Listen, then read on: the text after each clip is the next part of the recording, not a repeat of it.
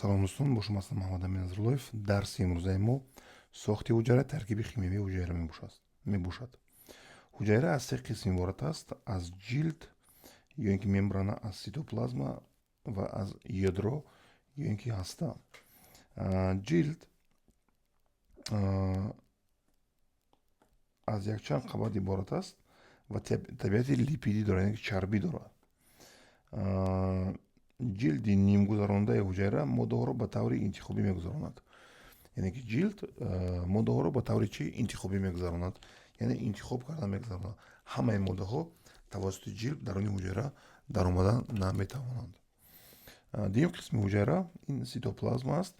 Ин муҳити чӣ нимояи дохилии ҳуҷайра мебошад. Яъне ки ҳуҷайра дар таркибаш муҳити нимоя дорад. Нимоя дорад ки номаш чист? Ситоплазма аст. Дар ситоплазма органоидҳо мавҷуд аст.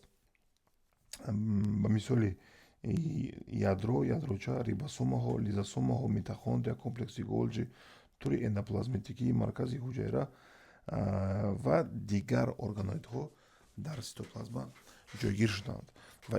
Ва ҳар як органоидҳо вазифаи худро иҷро мекунанд. Подробна ина дар биологияи умумӣ гуфта мегузарем, кадом органоид кадом вазифаро иҷро мекунад. Дар инҷа примерно ядача овардагиам, чтобы ки бидонед. Ҳар як органоид вазифаи чӣ муайяни худро иҷро мекунад. Мисол мегирем, митохондрия манбаи чӣ нерӯи ҳуҷайра аст. Яъне ки дар митохондрия энергия чӣ ҳосил ва захира мешавад. Рибосома барои чӣ ҳосил кардани сафеда хизмат мекунад. Рибосома яъне чӣ дар ҳосил шудани сафедаҳо иштирок мекунад. Сеюм қисми ҳуҷайра ядро ҳаст. Ядро ё ин ки ҳаста меганаш. Ядро ин чӣ манбаи асосии тақсимшавии ҳуҷайра аст. Дар дохили ядро чӣ ҷойгир аст? Дар дохили ядро хромосомаҳо ҷойгир аст. Ҷисмҳои чӣ рангшаванда. Калимаи хромосома сома танна мешава, хромо ранг мешава. Яъне ки акрашени тилца ба забони рус мешавад. Яъне ки ба забони турчӣ ки танаҳои рангшуда. Дар даруни ҳамин ядро чӣ ҷойгир аст? Хромосомаҳо ҷойгир аст. Миқдори хромосомаҳо дар чӣ? Дар ядро дар одам 23 ҷуфтанд. Дар ёдтон бигиред, миқдори хромосомаҳо чанданд? 23 ҷуфт. Агар ба дона бигирем, 46 дона мешавад. Яъне ки 46 дона ё ки 23 ҷуфт хромосомаҳо доранд. дар ин расм омода шудааст чӣ? Сохт ва таркиби ҳуҷайраи одам. Дар инҷо мо мебинем ина чӣ аст? Ҷилди ҳуҷайра. Инҷа чи аст? Ҷилди ҳуҷайра. Инҷа омадагӣ ҷилди ҳуҷайра. Ина территорияш чи аст? Ситоплазма. Айна мобайнаш чи аст? Ядро. Инҷа чи? Ядро. Дар ситоплазма мо чӣ хеле мебинем? Чи? Органоидҳо ҷойгир шудааст. Не органоидҳо аст. Ин аст қисмҳои асосии чӣ? Ҳуҷайраи одам. Дар расми зерин омадааст сохти ҷилди ҳуҷайра. Ин ҷилди ҳуҷайра аст. Дар инҷа чӣ омадааст? Дар инҷа омадааст таҳти рақами 3 и липидҳо аст. Липидҳо яъне ки чарбҳо. Агар аниқтар кунем, фосфолипидҳо. таҳти рақами 2 чӣ омадааст? Сафедаҳо омадааст. Сафедаҳо.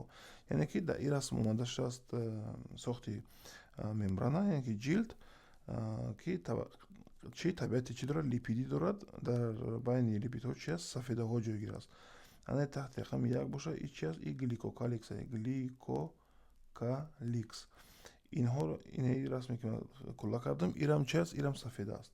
Сафедаҳо мешава интегрални, полуинтегрални мешава бо. Ин буд сохти чӣ? Ҷилди ҳуҷайра. Дар расм омадааст сохти ситоплазма. Мана бародари азиз, бародару ахварони азиз, инҷа ситоплазма омадагӣ аст. Инаи мембрана ҳаст, ҷилд аст, ситоплазма ҳаст, ин чи аст? Ядро аст. Ядро. Ситоплазма чи аст? Муҳити нимоя. Муҳити нимоя, ки дар он ҷо чӣ ҷойгир аст? Органоидҳо ҷойгир аст. Дар ин расм омадааст сохти ядро ва ҳаста. Барои чӣ ман ин ду расм мондум? به خاطر که در امتحان میتونه که این رسم بیاید، میتونه که این خیلی رسم بیاید. این هم این یادرو هست با چی؟ با جلدی یادرویی پوشیده شده است، ядерная оболочка. این چی است؟ سوراخی است که توسط اینها ماده چی درون چی هسته داخل میشوند. در درون یادرو چه جایگیر است؟ یادرو چه جایگیر است؟ این چونین در درون یادروی هسته چی است؟ شیره خود رو دارد. این نامش چی است؟ کاریوپلازما. کاریوپلازما. در این مورد ساخت خروموسوم چقدر که میبینیم خروموسوم شکل X شکل دارد. X شکل است. در انسان 23 جفت خروموسوم است. از همین جفتش 22 جفتش خروموسوم های سوماتیکی میشه و یک جفتش اینا میگن چی؟ خروموسوم های جنسی. برای چی خروموسوم های جنسی میگن؟ به خاطر که از این خروموسوم ها جنس انسان وابستگی دارد. مثال میگیریم 23 جفتی خروموسوم در زنک XX است. این خروموسوم چی؟ زن. در مردک باشد X و Y است. X و چی؟ و Y. این اینجا اومدگی است کاریوتیپ. کاریوتیپ چی را میگن؟ کاریوتیپ مجموعی خروموسوم ها رو میگن. مجموعی چی را میگن؟ مجموعی خروموسوم ها رو میگن. نه کاریوتیپ انسان 23 جفت خروموسوم دارد و ببینید هر یک خروموسوم چی؟ جفت جایگیر است. و در جفت 13 هم ما دیدیم تریسمیه، یعنی که خروموسوم 3 دانه داره. باید 2 تا باشه 3 تا داره. اینا میگن اوج چی میگن؟ بیماری های خروموسوموی گنومی میگنشون. اینا ما در подробно در چی میگذاریم؟ در بیولوژی عمومی. یعنی که از اینجا دایتون میگیره که انسان چند تا خروموسوم داره؟ 23 جفت، یعنی که 46 دانه. 22 جفتش خروموسوم سوماتیکی است. یک دانهش خروموسوم جنسی. برای چی خروموسوم جنسی؟ برای که جنس انسان اوی وابستگی دارد. خروموسوم 23 مردها X و Y است. خروموسوم 23 زنها چی؟ و X و X است. مجموعه خروموسوم ها رو چی میگن؟ کاریوتیپ میگن. کاریوتیپ در آدم سالم دیگر است و در آدم چی؟ بیماری که بیماری های گنومی دارن دیگر است. این ما подробно درش میگذاریم. ترکیب شیمیایی حجره، یعنی که حجره از کدام ماده های عبارت است؟ حجره عبارت است از پیوستگی ارگانیکی و پیوستگی چی؟ غیر ارگانیکی. با پیوستگی ارگانیکی داخل می شود سفیده ها، چرب ها، کربوهیدرات ها و کیسلات های چی؟ نوکلئینی.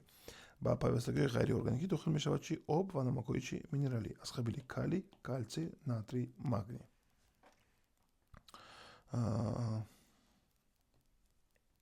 سفیده ها ماده اساسی اند و خیلی مرکبند. سفیده ها سرچشمه چیان؟ سرچشمه حیاتند.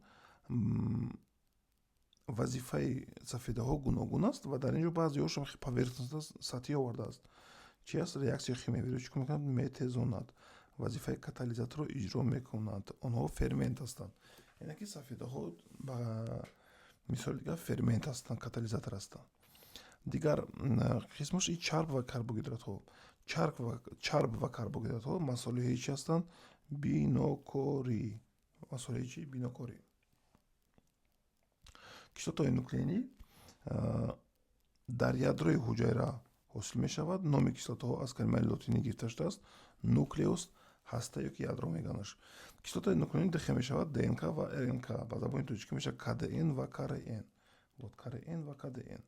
در اینجا اومدگی است رسمی DNK، یعنی که 2 تا اسپیرال داره. یعنی یک اسپیرالش یا 2 اسپیرالش. بعد اینجا اومدگی چی؟ RNK با زبان ترکی KRN میشه و یک اسپیرال داره. دیگر فرق داشتم در سوی دیگه میگذاریم. همین را بدونید که کیسلات های نوکلئینی дар ҷоҷойгирӣ аст дар ядро ва кислотаи нуқтаини дар чӣ иштирок мекунанд? Дар ирсият иштирок мекунанд. об яке аз муҳимтарин пайвастагиҳои чӣ дохили ҳуҷайравӣ мебошад, ки дар тамоми равандҳои чӣ химиявӣ дар кор ва лозим аст.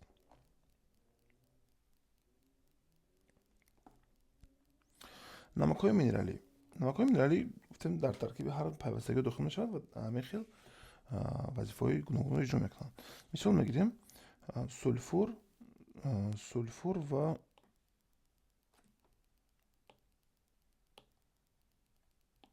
нитроген. сулфур ва нитроген дар таркиби чӣ дохил мешаванд? Дар таркиби сафеда дохил мешаванд. ва ҳамин тариқ вазифаҳое ки сафеда иҷро мекунанд, сулфур ҳамон корро иҷро мекунанд.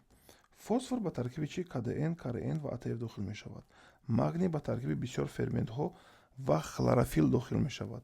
оҳан ба таркиби баъзе ферментҳо, гемоглобин ва миоглобин дохил мешавад.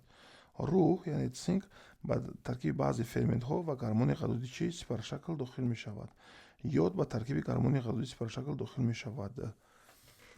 мис бошад дар раванди чӣ? хунофарӣ ва фотосинтез иштирок мекунад. намакҳои калтсий ва фосфор дар чӣ? мустаҳкамии устухон ва эмали дандон роли калон боз мекунанд. катионҳои калий, натрий ва калтсий чӣ? барангезандагии бофтаҳоро чӣ мекунанд? таъмин мекунанд. яъне ки шумо бародарои азиз, бародар ва холини азиз, ин мавзӯъро бояд шумо аз ёд бикунед, ки ба саволҳо ҷавоб диҳед. боқӣ саломат ва сарбаланд бошед.